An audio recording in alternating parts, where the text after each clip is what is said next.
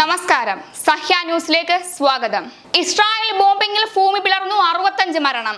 തെക്കൻ ഗാസയിൽ ഖാൻ യൂനിസിന് സമീപമുള്ള അൽ മവാസിയിൽ ഇസ്രായേൽ നടത്തിയ കനത്ത ബോംബാക്രമണങ്ങളിൽ കുട്ടികളടക്കം 65 പലസ്തീൻകാർ കൊല്ലപ്പെട്ടു.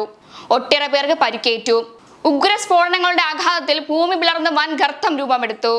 100 കണക്കിന് പലസ്തീൻകാർ മണ്ണിനടിയിലായി. പരിസരത്തെ ഡസൻ കണക്കിന് അഭയാർത്ഥി കൂടാരങ്ങൾ കത്തി നശിച്ചു. ചൊവ്വാഴ്ച പുലർച്ചയ്ക്ക് മുൻപായിരുന്നു സുരക്ഷിത മേഖലയെന്ന് ഇസ്രായേൽ സൈന്യം പ്രഖ്യാപിച്ചിട്ടുള്ള അൽ മവാസിയിൽ ആക്രമണം. ഗാസയുടെ മറ്റു ഭാഗങ്ങളിൽ നിന്നും പലായനം ചെയ്ത അഭയാർത്ഥികൾ ഇവിടുത്തെ താൽക്കാലിക കൂടാരങ്ങളിലാണ് അന്തിയുറങ്ങുന്നത്. 5 or 6 വട്ടം ബോംബാക്രമണങ്ങളോ മിസൈൽ ആക്രമണമോ ഉണ്ടായെന്നാണ് റിപ്പോർട്ട്. 20 കൂടാരങ്ങൾ കത്തി അമർന്നതായി ഗാസ അധികൃതർ പറഞ്ഞു. ഹമാസ് കമാൻഡ് സെന്റർ ലക്ഷ്യമിട്ടായിരുന്നു ആക്രമണമെന്നും ഇസ്രായേൽ ഭാഷ്യം. ഇസ്രായേൽ ആക്രമണങ്ങളിൽ ഇതുവരെ ഗാസയിൽ 41,020 പലസ്തീൻകാർ കൊല്ലപ്പെട്ടു. 94,925 പേർക്ക് പരിക്കേറ്റു. അതേസമയം വെടിനിർത്തൽ സാധ്യത അകലെയാക്കി ഇസ്രായേൽ വീണ്ടും നിലപാട് കടുപ്പിച്ചു.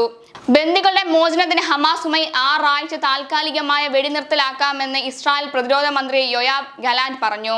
ഹമാസ് ആവശ്യപ്പെടും പോലെ സ്ഥിരമായ വെടിനിർത്തൽ സാധ്യമല്ലെന്നും വ്യക്തമാക്കി.